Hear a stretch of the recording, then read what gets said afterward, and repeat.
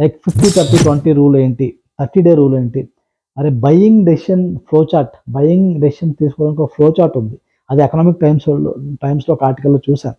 అదేంటి, తర్వాత మనం ఒక బడ్జెట్ వేసుకొని ఎలా చేసుకోవచ్చు అంటే ఒక స్ప్రెడ్షీట్లో వేసి చూపించాను. స్పెసిఫిక్గా స్ప్రెడ్షీట్లో మీరు ఎగ్జాక్ట్గా చూడగలుగుతారు, మీరు కూడా డౌన్లోడ్ చేసుకోగలుగుతారు. అది డౌన్లోడ్ చేయడానికి అవకాశం ఇస్తాను మీకు, అది చేసుకోగలుగుతారు. సో ఇవన్నీ చూద్దాం ఈరోజు. అనంత్ అంబానీ పెళ్లి మొత్తం ఇంటర్నెట్ అంతా వైరల్ అయ్యింది. 5,000 కోట్లు ఖర్చు అయిందని, ప్రపంచం నలుమూలల నుంచి సెలబ్రిటీస్ వచ్చారని చెప్పేసి రకరకాల వార్తలు వైరల్ అయ్యాయి. అనంత్ అంబానీ ఏమో ముఖేష్ అంబానీ కొడుకు, అందరికీ తెలిసిన విషయమే. అండ్ ముఖేష్ అంబానీ, అనిల్ అంబానీ ఇద్దరు కూడా బ్రదర్స్. అండ్ వీళ్ళిద్దరికీ కూడా వాళ్ళ నాన్నగారు Dhirubhai Ambani equal amount of ఆస్తులు, బిజినెస్లు ఇచ్చారు. కానీ ముఖేష్ అంబానీ కంప్లీట్గా హైగా రైజ్ అయిపోయాడు. అండ్ అనంత్ అంబానీ మొత్తంగా డౌన్ అయిపోయాడు. కారణం ఏంటంటే మనీ మేనేజ్మెంట్.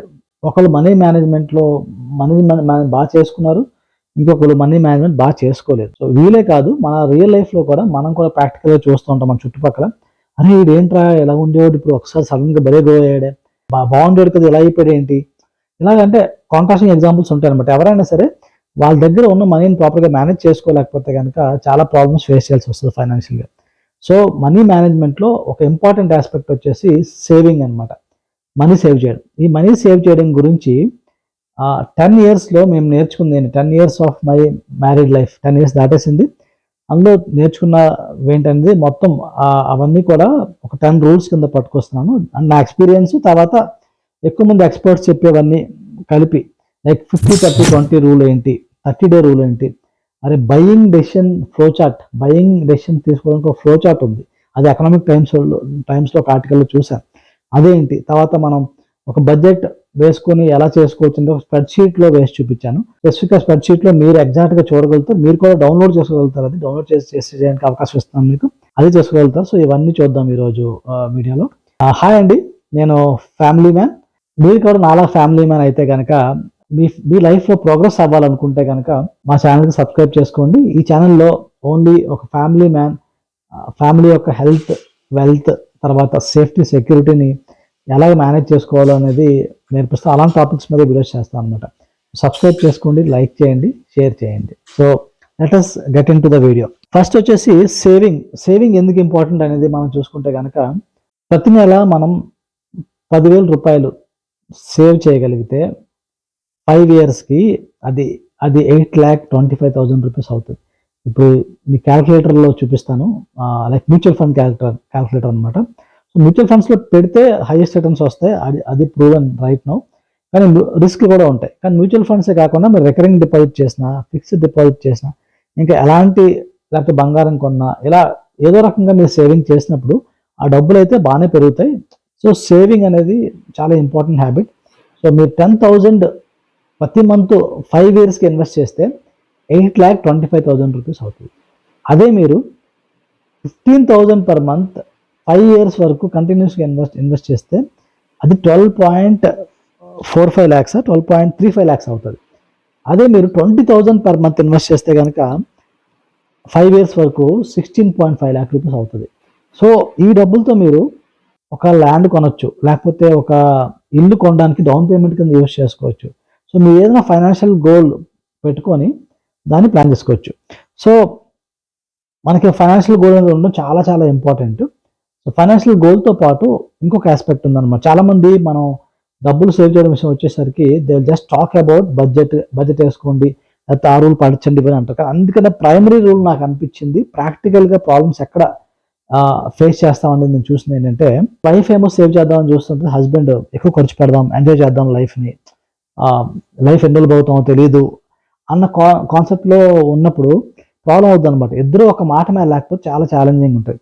ఇద్దరు ఒక మాట మీద ఎలా రావచ్చు అంటే, మీ ఇద్దరు కలిసి ఒకసారి కూర్చొని డిస్కస్ చేసుకొని మనం 5 ఇయర్స్లోని ఒక ల్యాండ్ కొందాం, లేకపోతే ఎంత గోల్డ్ కొందాం, లేకపోతే హౌస్ కొనుక్కుందాం, ఇలా ప్లాన్ చేసుకోండి. ఫస్ట్ గోల్ పెట్టుకోండి, ఒక ఎయిమ్ పెట్టుకోండి. లేకపోతే మన పిల్లలకి అమెరికాలో చదువుదాం అనుకుంటున్నాం, సో దానికి ఇప్పటి నుంచి సేవ్ చేయాలి, ఎలా చేద్దాం, ఇలా ముందే వైఫ్ అండ్ హస్బెండ్ ఒక అగ్రిమెంట్లోకి వచ్చి ప్లాన్ చేసి సేవ్ చేసుకుంటే కనుక పాసిబుల్ అవుద్ది.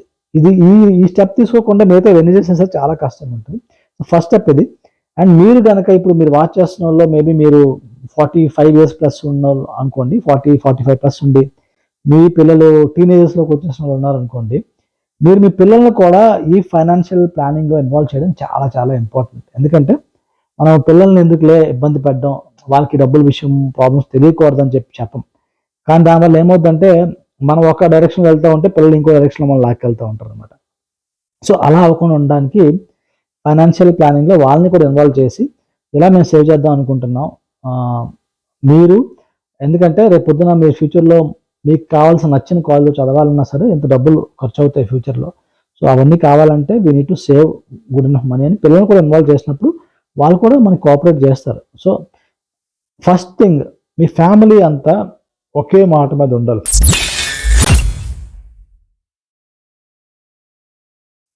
ఈ రూల్ చాలా ఎక్కువ మంది డిస్కస్ చేస్తారు. 50, 30, 20 రూల్.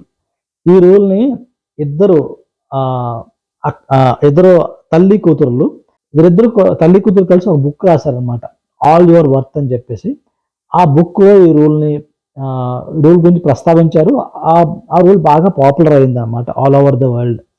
సో, 50, 30, 20 రూల్ ఏంటంటే మీకొచ్చే సాలరీ గాని, మీకొచ్చే ఆదాయం అంటే మనీ మీరు ఎర్న్ చేసే మనీలో 50% మీ నీడ్స్ కోసం అంటే పప్పులు, ఉప్పులు, ఆయిల్ తర్వాత కూరగాయలు, ఫ్రూట్స్ లేకపోతే కరెంట్ బిల్లు, ఇంటి ఇంటి రెంట్ ఇలాంటివి.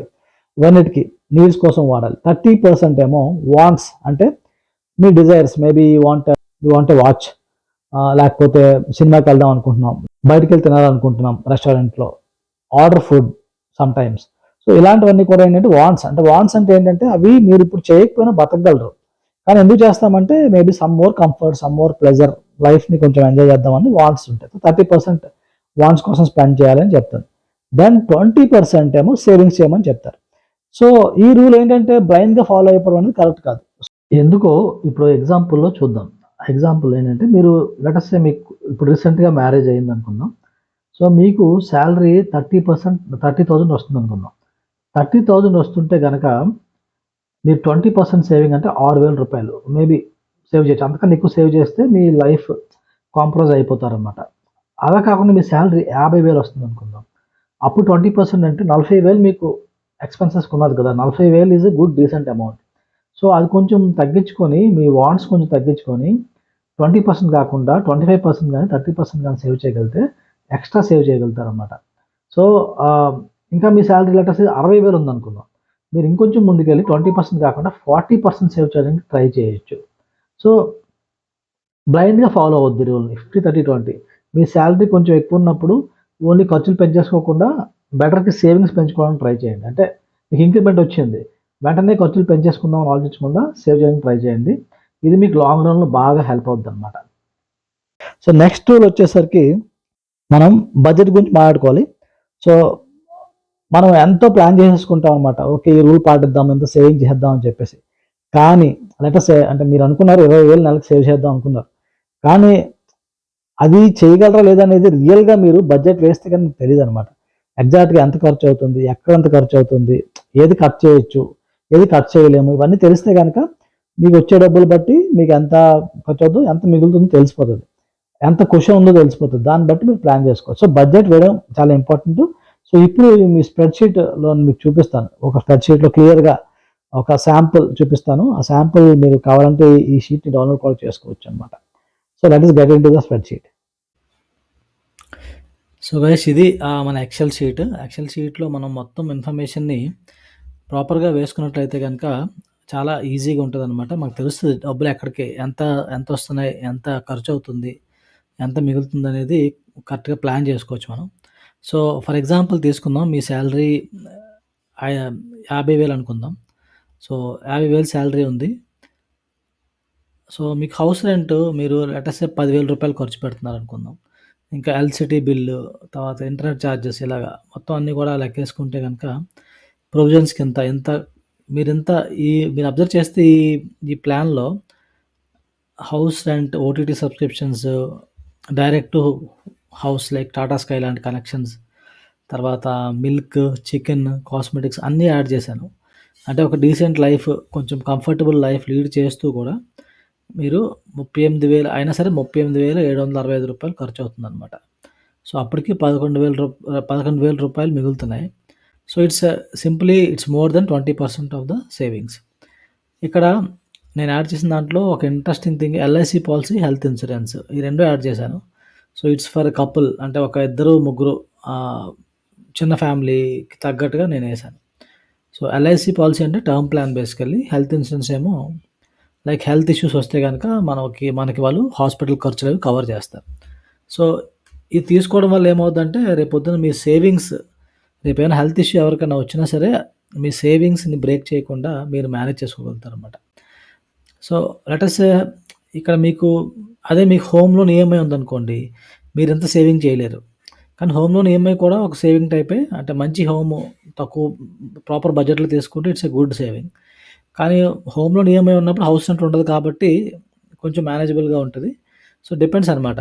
నేను ఇది ఒక రూ. 50,000 బడ్జెట్ వేశాను. సో మీరు ఈ షీట్‌ని మీరు డౌన్‌లోడ్ చేసుకోవచ్చు. డిస్క్రిప్షన్‌లో లింక్ ఇస్తాను. సో ఇక్కడ నుంచి మంత్లీ సేవింగ్స్ మీకు మిగిలిపోయిన డబ్బుల్ని మంత్లీ సేవింగ్స్‌గా పెట్టుకుంటాం. కానీ ఇక్కడ మీరేం చేయాలంటే సేవింగ్స్ విషయంలో ఏదైనా ఒక స్కీమ్ గానీ, ఏదో ఒకటి mutual funds systematic investment plan గానీ అందులో పెట్టేయాలి. అంతేగాని నా బ్యాంక్ అకౌంట్‌లో ఉంచుకుంటాను అనుకుంటే గనక ఏమవుతాయంటే సేవింగ్ అవ్వదనమాట ఎప్పటికి. అదే ప్రాబ్లమ్ అవుతది. సో ఈ షీట్‌ని మీరు తీసుకొని యాజ్ ఇట్ ఈజ్ మీరు ఏమేమి ఖర్చు పెడుతున్నారో వేయండి. ఈ కింద కూడా ఇంకా ఇన్ఫర్మేషన్ ఉంది. ఇందులో మీరు యాడ్ చేసుకోవచ్చు కాబట్టి ఎగ్జాక్ట్‌గా ఎంత ఖర్చు అవుతుంది అంటే ఎవరు ఎంత ఖర్చు పెడుతున్నారు.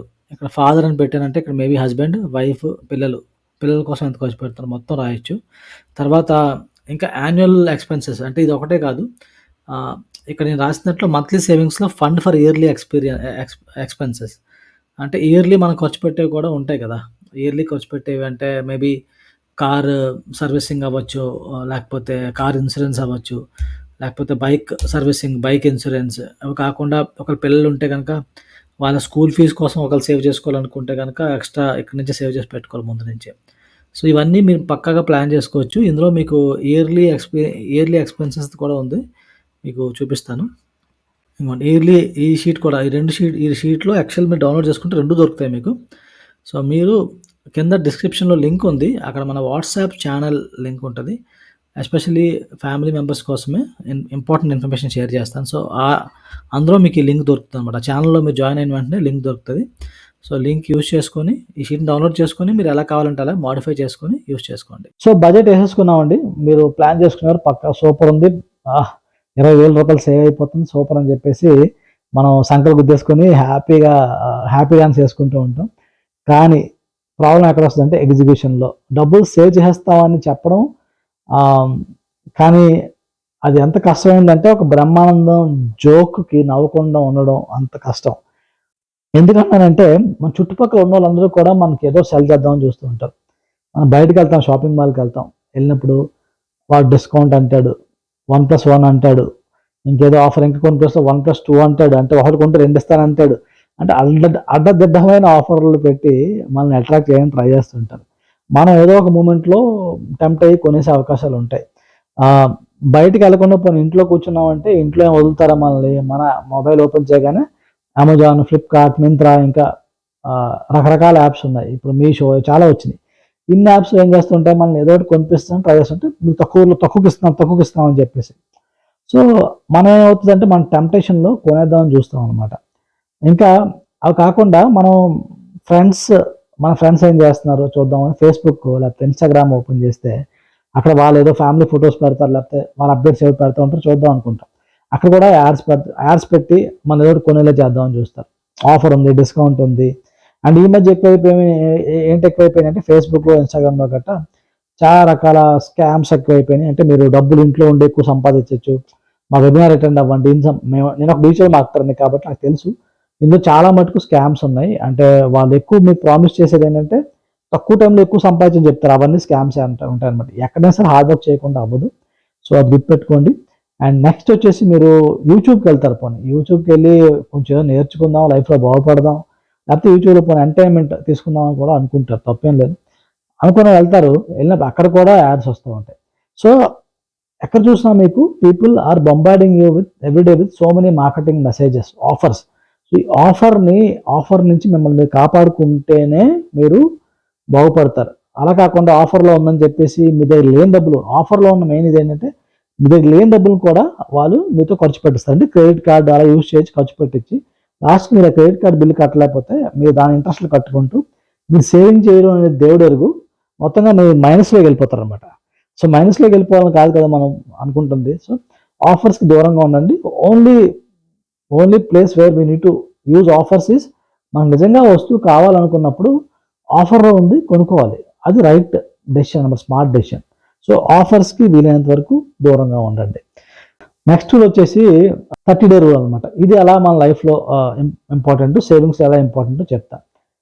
మనం మన ఫ్రెండ్స్ ఇంటికి ఫ్యామిలీ ఫ్రెండ్స్ కానీ, మన ఫ్రెండ్స్ కానీ, మన రిలేటివ్స్ కానీ అందరి ఇంట్లకి వెళ్తూ ఉంటాం అప్పుడప్పుడు. వాళ్ళ ఇంటికి వెళ్ళినప్పుడు చూసినప్పుడు అరే వాళ్ళ ఇల్లు భలేగా ఉంది, బాగా సర్దుకున్నారు, సోఫా చూసావా భలేగా ఉంది, పద్మ, హేమ మీ వైఫ్‌తో చెప్తుంటారు. లేకపోతే మీ వైఫ్ చెప్తుంటారు, "అరే! ఆ సోఫా భలేగా ఉందండి మనం కొనుక్కోవచ్చు" అని చెప్తుంటది.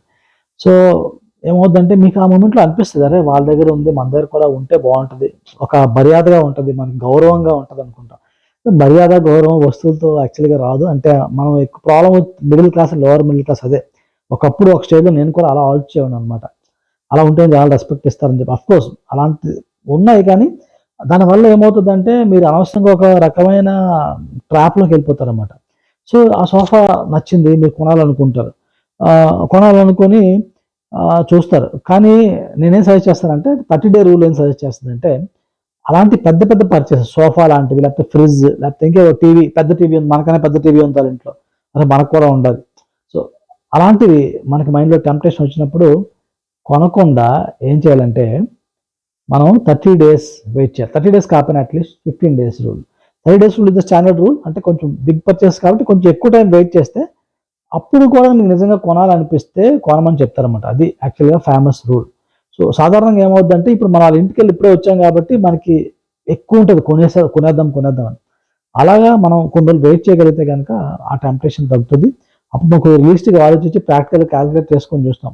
ఇప్పుడు ఆల్రెడీ మన ఇంట్లో సోఫా ఉంది కదా! ఇప్పుడు మళ్ళీ కొత్తది కొనుక్కోవడం వల్ల పెద్ద లాస్. మనం ఈ సోఫా కూడా ఏం చేసుకోవాలో తెలీదు మనకి. ఇవన్నీ కొంచెం, కొంచెం ప్రాక్టికల్‌గా ఆలోచించి అప్పుడు మీరు మంచి డెసిషన్ తీసుకుంటారు. So, 30 day rule is very useful. Even మీరు బిగ్ పర్చేసెస్‌కే కాకుండా చిన్న, చిన్న పర్చేసెస్ ఉంటాయనుకోండి, టెంప్టేషన్స్ ఉంటాయి. నాకు కూడా ఒకసారి అమెజాన్‌కెళ్తాను. ఏదో ఒక ఐటెమ్ చూస్తాను. బాగుందని అనుకుని కొనేద్దాం మనకు బాగా పనికొస్తది అనుకుంటాం. కానీ నేనేం చేస్తానంటే ఈ రూల్ అప్లై చేస్తా. 30 డే రూల్‌ని కొంచెం మోడిఫై చేస్తే మనం డిలేయింగ్ రూల్ అనొచ్చనమాట. అంటే 30 డేస్ అనే కాదు. ఏదైనా ఒక వస్తువును కొనడాన్ని మనం డిలే చేయడం. దాన్ని డిలే చేయడం వల్ల బెనిఫిట్ ఉంది మనకి. 30 డే అవ్వచ్చు, లేకపోతే 7 డేస్ అవ్వచ్చు, లేకపోతే 7 అవర్స్ అవ్వచ్చు. అది somehow you need to delay it అన్నమాట. సో, నాకు అమెజాన్‌లో ఒక ఐటెమ్ చూసాను. కొనాలనిపించింది. అది కార్ట్‌లో ఏసి వదిలేసాను. తర్వాత మళ్ళీ కొన్ని రోజుల తర్వాత బ్యాక్‌కెళ్ళి చూస్తే నాకది అంత అవసరం లేదులే అనిపిస్తదనమాట. నేను చాలా సార్లు ఇది పర్సనల్‌గా ఫేస్ చేసి చూసాను. సో, మీకు ఏదైనా ఐటెమ్ కొనాలనిపిస్తే వెంటనే కొనకండి. డిలే చేయండి.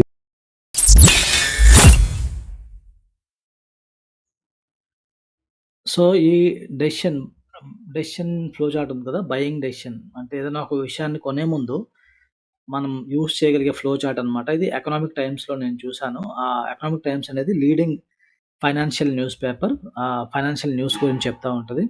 సో, ఇందులో మనం చూద్దాం. వీళ్ళు అడిగేదేంటంటే ఎస్పెషల్లీ ఈ చార్ట్ వచ్చేసి వాంట్స్ గురించి. వాంట్స్ అంటే మేబీ కొత్త వాచ్, కొత్త ఆహ్, షూస్, లేకపోతే కొత్త డ్రెస్ అలాంటివన్నమాట. లేకపోతే కొత్త మోటార్ సైకిల్ అలాంటివి. సో, ఫస్ట్ క్వెషన్ అడుగుతున్నాడు ఇందులో అంటే లాజికల్ క్వెషనింగ్ ద్వారా మీకు ఆన్సర్ ఇస్తాడన్నమాట. So, why do you want it అని ఫస్ట్ క్వెషన్ ఏసుకోమని చెప్తున్నాడు. ఫస్ట్ మీరు ఒకవేళ answer I have always wanted it అంటే నాకెప్పటినుంచో అది కొనాలని ఉంది అన్న మైండ్‌లో మీకుంటే, సెకండ్ క్వెషన్ అడగమంటున్నాడు. Do you already have something similar? సిమిలర్‌గా ఏమైనా ఉందా మన దగ్గర? యెస్ అని చెప్పారనుకోండి, మీకు అవసరం లేదు. మీరు ఊరికే ఆవేశంలో కొంటున్నారనేది అతని పాయింట్. నో అని చెప్పారనుకోండి, ఈ డబ్బులు is there any other need for which this money can be used? అంటే మీరు ఆ షూ కొంటున్నారు కదా! ఆ కొనే బదులు ఇంకెక్కడన్నా యూజ్ చేయగలుగుతారా? అంటే యెస్ అని చెప్పారనుకోండి, డోంట్ బై ఇట్. ఎందుకంటే ఆ డబ్బులు అక్కడ యూజ్ చేయడానికి పనికొస్తాయి కాబట్టి అనవసరంగా డబ్బులు వేస్ట్ చేయొద్దని చెప్తున్నాడు. నో అని చెప్పారనుకోండి, he is asking you can you afford it? అంటే అఫోర్డ్ చేసుకోగలుగుతారా మీరది? అఫోర్డ్ చేసుకోగలిగితే యెస్ అని ఆన్సర్ చెప్తే బై చేయమన్నాడు. లేదా అఫోర్డ్ చేయలేను, ఏదో రకంగా డబ్బులు అడ్జస్ట్‌మెంట్ చేసి మరీ కొంటాను అంటే, మీకు ఆల్రెడీ ఒక ఐటెము ఏంటంటే మీరు కొనాలనుకుంటున్నారు, అఫోర్డ్ చేయలేరు, ఏ క్రెడిట్ కార్డ్ బిల్లు కొనడం కరెక్ట్ కాదని చెప్తున్నాడన్నమాట. నెక్స్ట్ క్వశ్చన్ వచ్చేసి next answer why do you want it అనడానికి మీరు ఒకవేళ నేను సాడ్‌గా ఉన్నాను, లేకపోతే అప్‌సెట్ అయ్యి ఉన్నాను, లేకపోతే హ్యాపీగా ఉన్నాను. ఇది మీ ఆన్సర్ అయ్యి ఉంటే you are wasting money don't buy it అని చెప్తున్నాడు. ఎందుకంటే మనం ఆనందంలో ఉన్నా, లేకపోతే బాధలో ఉన్నా, బాగా ఫ్రస్ట్రేషన్‌లో ఉన్నా సరే, మనం కొన్నిసార్లు ఏం చేస్తామంటే ఎక్స్‌ట్రా డోపమైన్ కోసం ఇలా షాపింగ్ చేయడం, లేకపోతే జంక్ ఫుడ్ తినడం అలా చేస్తా ఉంటాం. So, it's not better to do that. మీరు ఈ ఎమోషనల్లీ హై ఉన్నప్పుడు బయింగ్ డెసిషన్స్ తీసుకోవద్దని చెప్తున్నాడనమాట. మూడో మూడో ఆప్షన్ ఏంటంటే, మీరెందుకు కొనాలనుకుంటున్నారో దానికి మీరు ఒకవేళ answer all my friends have it. అంటే మా ఫ్రెండ్స్ అందరి దగ్గర ఉంది కాబట్టి నేను కొనుక్కోవాలనుకుంటున్నాను అని చెప్తే గనక, ఫస్ట్ క్వెషన్ ఏమడిగాడంటే, are friends more important than money? స్టార్టింగ్‌లో అలాగే అనిపిస్తది కాలేజ్ టైమ్‌లో అది ఉన్నప్పుడు. కానీ మనీ కూడా ఇంపార్టెంటే. సో, యెస్ అని మీరు ఆన్సర్ చెప్పారనుకోండి, will it upset your budget అని అడుగుతున్నాడు. యెస్ అని చెప్తే డోంట్ బై ఇట్ అన్నాడు. ఒకవేళ మీ బడ్జెట్‌ని అది అప్‌సెట్ చేయదు అన్నాడనుకోండి, నెక్స్ట్ క్వెషన్ వచ్చేసి is there any need that's to be met? ఇంకేదన్నా అవసరం మీకున్నదా? ఆ డబ్బులు ఇప్పుడు ఐఫోన్ కొనాలనుకుంటున్నారు మీరు. ఐఫోన్ కొనేదానికి బదులు ఇంకేమైనా ఆ డబ్బులు ఇంకెక్కడన్నా మీరు అవసరం యూజ్ చేసుకోగలుగుతారా అని దానికి యెస్ చెప్తే గనక కొనొద్దని చెప్తున్నాడు. లేదు ఇప్పుడు నాకు ఆ డబ్బులేం అవసరం లేదు. ఉన్నాయి అనుకుంటే నో అంటే బై. ఓకే. నీ ఫ్రెండ్స్ ద్వారా మీ ఫ్రెండ్స్ లాగా సోషల్ స్టేటస్‌లో నువ్వు ఉండాలనుకుంటున్నావు. So, logically possible. And are friends important than money అనడానికి మీరు నో అని చెప్పారనుకోండి answer. Use your money for something more worthwhile అని చెప్తున్నాడు. సో, ఇది వెరీ యూజ్‌ఫుల్ అనిపిస్తుంది నాకు. ఎలాంటి సిట్యుయేషన్ అయినా మనం పట్టుకొచ్చి ఇందులో ఆ క్వెషన్స్ మీద క్వెషన్స్ ఆన్సర్ చేయడం మొదలుపెడితే మనకి మేబీ ఆన్సర్ దొరుకుతుందని నాకు అనిపిస్తుంది. చాలా క్లియర్‌గా ఉంటది. మీ లైఫ్‌లో ఎప్పుడైనా సరే ఒక డెసిషన్ మేకింగ్ కోసం కష్టమవుతుంది. అంటే ఎస్పెషల్లీ వాంట్స్ విషయంలో, నీడ్స్ విషయంలో కాదు. ఈ flow chart is for wants అనమాట. వాంట్స్ విషయంలో బాగా పనిచేస్తుంది. దీన్ని యూజ్ చేసుకోవచ్చనమాట మీరు. దీనిది కూడా పీడిఎఫ్ కాపీ మన వాట్సాప్ ఛానెల్‌లో ఉంటది. అండ్ గైస్ మీరు ఎంతవరకు వీడియో చూస్తున్నారంటే గనక మీకు వీడియో నచ్చిందని నేను అనుకుంటున్నాను. సో, లైక్ చేయండి. లైక్ చేయడం వల్ల మంచి బూస్ట్ వస్తది నాకు. అండ్ ఈ యూట్యూబ్ కూడా వీడియో ఎక్కువ మందికి రికమెండ్ చేస్తది. లైక్ చేయండి అండ్ సబ్స్క్రైబ్ చేయండి. సెవెంత్ రూల్ వచ్చేసి బిగ్ ప్యాకెట్స్ కొనకండి. ఇప్పుడు నేను బిగ్ ప్యాకెట్స్ కొనకండి అని చెప్తే మీరు అనుకుంటారు ఏంటి ఇతను బిగ్ ప్యాకెట్స్ కొనొద్దని చెప్తున్నాడు. అందరూ బిగ్ ప్యాకెట్స్ కొనుక్కోమని కదా చెప్తారు. సో, బిగ్ ప్యాకెట్స్ కొనకండి అని ఎందుకు చెప్తున్నానంటే మోస్ట్ ఆఫ్ ద కేసెస్ మనకి బిగ్ ప్యాకెట్స్ అవసరం ఉండదనమాట. ఎందుకంటే మనం చాలా మంది న్యూక్లియర్ ఫ్యామిలీస్‌లో ఉంటున్నాం. ఇంట్లో ఇద్దరం కొంతమంది ఇద్దరే ఉన్నారు వైఫ్ అండ్ హస్బెండ్. లేకపోతే ముగ్గురు చిన్న పిల్లలు, స్మాల్ కిడ్స్ ఆర్ మేబీ కొంచెం పెద్దలున్నా ఇంకో ఇద్దరు పిల్లలు, ఇద్దరు పెద్దోళ్ళు అలాగే ఉంటున్నాం అనమాట. సో, మన కన్జంప్షన్ చాలా తక్కువ ఉన్నప్పుడు బిగ్ ప్యాకెట్స్ కొనేసుకొని ఏం చేసుకోవాలి? ఫుడ్ ఐటమ్స్ చాలా మటుకు పాడైపోతాయి 2-3 మంత్స్‌లో. సో, బిగ్ ప్యాకెట్స్ చిన్న ఫ్యామిలీస్‌కి బిగ్ ప్యాకెట్స్ అనేది రేర్ కేస్‌లో. Let us take an example. Dish wash the dishes wash చేసుకోవడానికి లిక్విడ్ వస్తది. అది బిగ్ ప్యాక్స్‌లో తీసుకోవచ్చు. తప్పులేదు. తర్వాత మనకి వాషింగ్ మెషిన్‌లో వాడే లిక్విడ్ ఉంటది. అది పెద్ద ప్యాకెట్స్‌లో తీసుకోవచ్చు. ఇంకా హార్పిక్ లాంటివి బాత్రూమ్ క్లీనర్స్ ఇలాంటివి తీసుకోవచ్చు. ఎందుకంటే అవి ఎక్స్‌పైరీ డేట్ కూడా అంత బేగా ఎక్స్‌పైర్ అవ్వవు. మనం వాడతాం కూడా కాబట్టి పెద్ద ప్యాకెట్స్‌లో తీసుకోవచ్చు. The same time coffee powder, Horlicks లేకపోతే బిస్కెట్ ప్యాకెట్స్, లేకపోతే మిక్చర్ ప్యాకెట్స్ ఇలాంటివి పెద్ద ప్యాకెట్స్ తీసుకోవడం వల్ల లాస్ అనమాట. ఎందుకంటే ఇవి కొంచెం బై మిస్టేక్ కొంచెం ఎయిర్ తగిలితే పాడైపోతాయి. పాడైపోతే ఎందుకు పనికిరావు. అండ్ కాస్ట్ కూడా కొంచెం ఎక్కువే ఉంటది. సో, ఈజీగా యూ లూజ్ 500,000 రూపీస్ ఈజీగా లూజ్ అయిపోతారు. సో, ఇలాంటి items definitely try to avoid. And ఇలాంటి ఐటమ్స్ మీరు లోకల్ స్టోర్ నుంచి పక్కన ఉన్న కిరాణా షాప్ నుంచి తెచ్చుకోవడానికి ట్రై చేయండి. ఇంకా ఇది కాకుండా కొన్ని కాస్మెటిక్స్ ఉంటాయి. వాటికి ఎక్స్పైరీ డేట్ ఉంటదనమాట. ఎస్పెషల్లీ డీమార్ట్‌లో ఇలాంటి వాటిలో ఏం చేస్తారంటే ఎక్స్పైరీ డేట్ దేనికైతే దగ్గర అయిపోయిందో దాని మీద ఆఫర్ పెడతారు. అది కూడా పెద్ద సైజ్ పెడతారనమాట. లెట్స్ సే మీరు షేవింగ్ క్రీమ్ పట్టుకొచ్చారు పెద్దది. మీరేమో షేవింగ్ వారానికి 2 రోజులు చేస్తారు. సో, ఆ క్రీమ్ పట్టుకొచ్చారు. దాని ఎక్స్పైరీ చూస్తేనేమో మీకు 6 మంత్స్‌లో అయిపోతుంది. మీరు తర్వాత రిలీజ్ అవుతారనమాట. 6 మంత్స్‌లో అవుతుంది. అండ్ మీరు దాన్ని మీరు రెగ్యులర్‌గా వాడినా సరే మీరు 1 ½ ఇయర్ పడుతుంది మీకది కంటిన్యూ. సో, ఎక్స్పైరీ డేట్స్ ఉంటాయి కొన్ని కాస్మెటిక్స్‌లో గనుక మీరు చూసుకొని తీసుకోవాలి. ఇంకా ఇంకొక విషయం ఏంటంటే బిగ్ ప్యాకెట్స్ విషయంలో మనం డీమార్ట్ లాంటి షాపింగ్ మాల్‌కెళ్ళాం. బాడీ వాష్ ఉంది బిగ్ ప్యాక్. లేకపోతే అంటే షాంపూ పెద్దది ఉన్నది, అదే మిక్చర్ ప్యాకెట్ ఉన్నది పెద్దది. అదేంటంటే బాగున్నట్టుంది, ఆఫర్ కూడా ఉందని చెప్పి తీసుకుంటాం. కానీ ఇంటికెళ్ళాక మేబీ బాడీ వాష్ యొక్క వాసన నచ్చలేదు, లేకపోతే somehow you do not like it. Or shampoo మీ హెయిర్‌కి సూట్ అయినట్టు అనిపించలేదు. అండ్ మిక్చర్ మీరు తీసుకున్న దాంట్లో కారం చాలా ఎక్కువుంది. మీరు అంత కారం తినరు. సో, ఇప్పుడు ఇలాంటి సందర్భంలో ఏమవుతాయంటే పెద్ద పెద్ద ప్యాక్స్ మీరు తీసుకొని వేస్ట్ అయిపోతాయి. సో, ఎప్పుడైనా సరే మీరు ఎంతవరకు ట్రై చేయని ఐటెము మీరు పెద్ద ప్యాకెట్లు తీసుకోవడానికి ఆలోచించాలి. సో, ఇలాంటి విషయాల్లో కూడా బిగ్ ప్యాకెట్స్ తీసుకోవడం అనేది రాంగ్ డెసిషన్ అనమాట. ఇంకా ఫైనల్‌గా ఒక మోస్ట్ ఇంపార్టెంట్ థింగ్ ఏంటంటే మనం బిగ్ ప్యాకెట్స్ కొనడానికి సాధారణంగా డీమార్ట్‌కో లేకపోతే షాపింగ్ మార్ట్స్‌కెళ్తాం. ఇలాంటి సూపర్ మార్కెట్స్‌కెళ్తాం. ఆ సూపర్ మార్కెట్స్‌లో ఏంటి పెద్ద డీల్స్ ఇస్తారు, అంతా బావుంటది. కానీ ఆ మార్ట్‌కెళ్ళినప్పుడు ఆహ్, ఫస్ట్‌లో నేను తప్పేం చేసేవాడినంటే లిస్ట్ లేకుండా వెళ్ళిపోయేవాళ్ళమనమాట. లిస్ట్ లేకుండా వెళ్ళిపోతే తెలీదు, అర్థం పర్థం లేకుండా చాలా ఐటెమ్స్ కొనేసేవాళ్ళం. తర్వాత ఇంటికొచ్చి చూస్తే గనక అందులో సగం ఐటెమ్స్ మనం అనుకున్నవి మనం మనం కొందామని ప్లాన్ చేసుకొని వెళ్ళినవి కాదు. ఆ తర్వాత నుంచి కొంచెం డిసిప్లిన్ వచ్చింది. ఈసారి ఏమనుకున్నామంటే లేదు, ఈసారి ఇంకా డౌట్ లేదు. మనం లిస్టు పెట్టుకొని వెళ్దాం. మనల్ని ఇంకెవడు బీట్ చేయలేడని చెప్పేసి లిస్ట్ పెట్టుకొని కూడా వెళ్ళిన సందర్భాలున్నాయి డీమార్ట్‌కి. లిస్ట్ పెట్టుకొని వెళ్ళాక కూడా చాలా సార్లు ఏమైందంటే లిస్ట్‌లో ఉన్న ఐటెమ్స్ కాకుండా కొన్ని ఎక్స్‌ట్రా ఐటెమ్స్ అయితే కొనుక్కొచ్చాం. సో, అటు చూసి ఇటు చూసి ఎప్పుడు కూడా బిల్లు అనుకున్న దానికన్నా ఎక్స్‌ట్రానే అవుతుందనమాట. సో, ఐటెమ్స్ పనికిరానివా అంటే పనికిరానివని చెప్పలేము, పనికొచ్చేవి చెప్పలేము. బేసికల్‌గా అవేంటంటే they coming to the wants category. అంటే మీ వాంట్స్ కేటగరీ ఇప్పుడు దానివల్ల మీకు ప్రాబ్లమ్ అవుతుంది. బడ్జెట్ ప్రాబ్లమ్ అవుతదనమాట. అందుకు అవాయిడ్ చేయమని చెప్పేది డీమార్ట్ ఇవి. సో, మీకు ఒకవేళ ఏమైనా ఐటెమ్స్ బిగ్ ప్యాక్స్‌లో కొనాలనుకుంటే బెస్ట్ థింగ్ ఏంటంటే అమెజాన్‌లో కొనేయండి. అమెజాన్‌లో ఆర్డర్ చేసి డైరెక్ట్‌గా 2 కేజీ ప్యాకెట్, 3 కేజీ ప్యాకెట్ దొరుకుతాయి. సో, ఆల్‌మోస్ట్ ప్రైస్ కూడా బాగా దొరుకుతుంది. సో, అప్పుడు మీరు ఓన్లీ అవసరమైన ఐటమే కొనుక్కుంటారు. ఒకసారి కొనేసి పెట్టుకోవాల్సిన అవసరం లేదు. మీకెప్పుడు అవి అవుతున్నాయి అవి కొనుక్కోవచ్చు అమెజాన్‌లో కొనుక్కోవడం వల్ల. That's the advantage.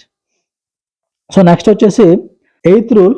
Eighth rule మీకు మీరు మార్వాడి షాప్స్‌కెళ్ళే ఉంటారు.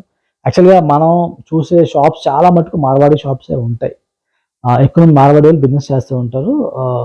వాళ్ళ షాప్స్‌కెళ్ళినప్పుడు leave your footwear outside అంటారు. నాకు యాక్చువల్‌గా కోపమొస్తది. ఫుట్‌వేర్ ఔట్ సైడ్ వదిలేసి వెళ్ళడం ఏంట్రా బాబు అని చెప్పి.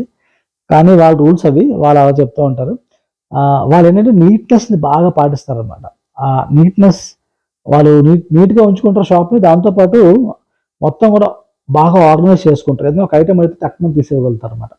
సో, మార్వాడి వాళ్ళు దీన్ని బా నమ్ముతారు. మన మన దగ్గర కూడా మన పెద్దోళ్ళు చెప్పేవాళ్ళు. ఏం చెప్పేవాళ్ళంటే, "అరే! ఇల్లు చెత్త చెత్తగా ఉంటే లక్ష్మీదేవి రాదు. అందుకే ఎప్పటికప్పుడు క్లీన్ చేసుకోవాలి" అని చెప్తూ ఉంటారు. సో, అది నిజమే అనిపిస్తదనమాట. ఆహ్, ఏం జరిగిందో చెప్తాను.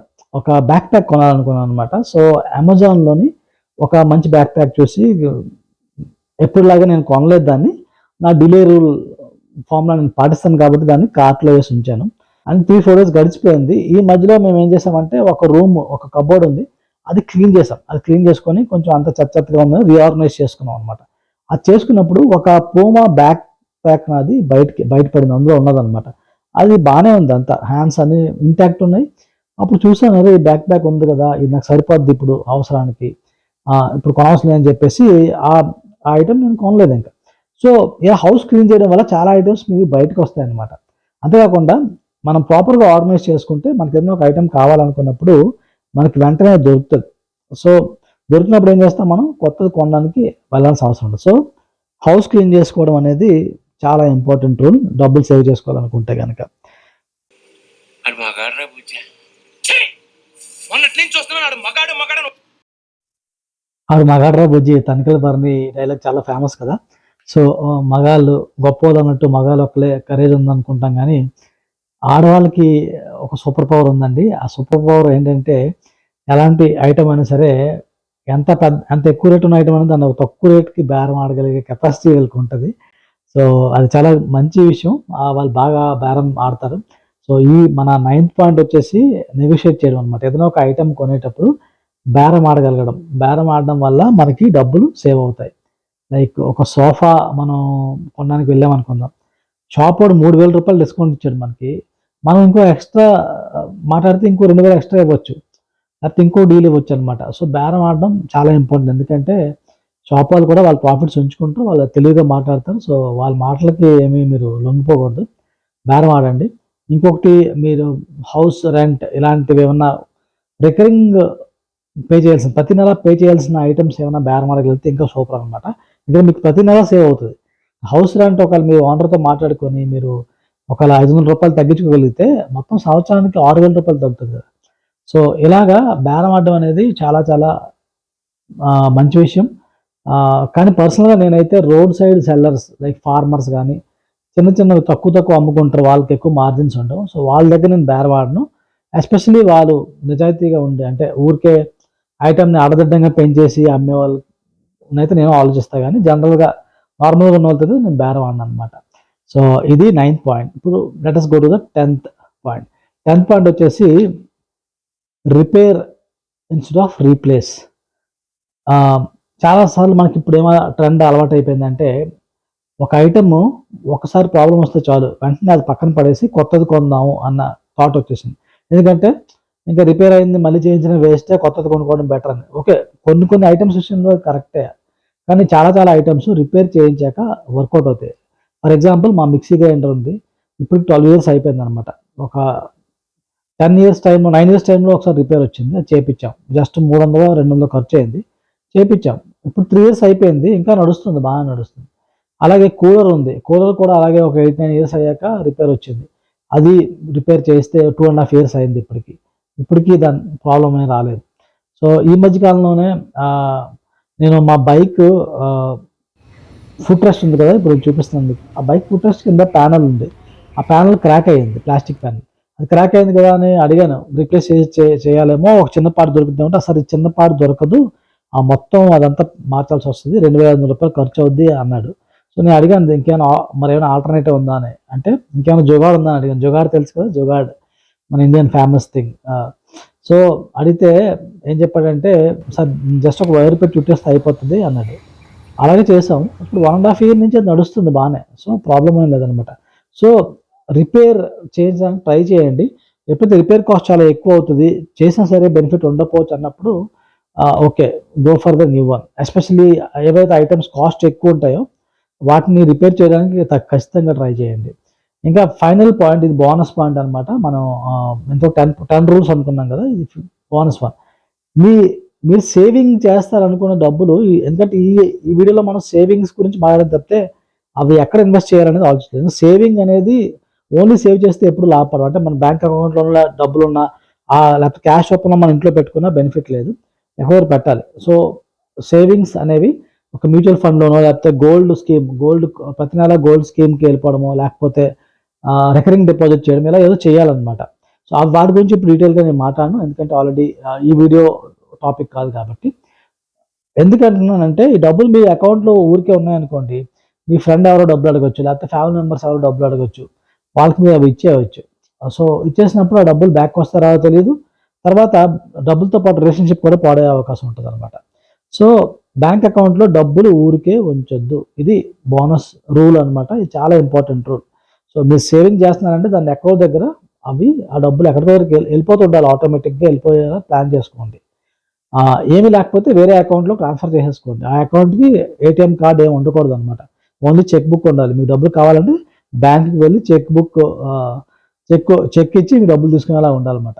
సో ఇవ్వండి, మొత్తం 10 రూల్స్ కాదు 11 రూల్స్ మొత్తం మీకు చెప్పాను. మీకు నచ్చిందని ఎక్స్పెక్ట్ చేస్తున్నాను. మీకు ఈ మొత్తం ఉన్న రూల్స్లో ఏది బాగా నచ్చింది, మీకు ఏ రూల్ మీకు నచ్చింది, ఏ రూల్ ఐ ఓపెనింగ్ అనిపించింది అది చెప్పండి. అండ్ ఇంతవరకు సబ్స్క్రైబ్ చేసుకోండి, లైక్ చేయండి, అండ్ మీ ఫ్రెండ్స్కి షేర్ చేయండి, ఎస్పెషల్లీ మీ పార్ట్నర్కి షేర్ చేయండి. ఎందుకంటే మీ సేవింగ్ జర్నీలో మీకు తోడు మీ పార్ట్నర్ కాబట్టి మీ వైఫ్ కానీ మీ హస్బెండ్ కానీ షేర్ చేయండి ఈ వీడియోని.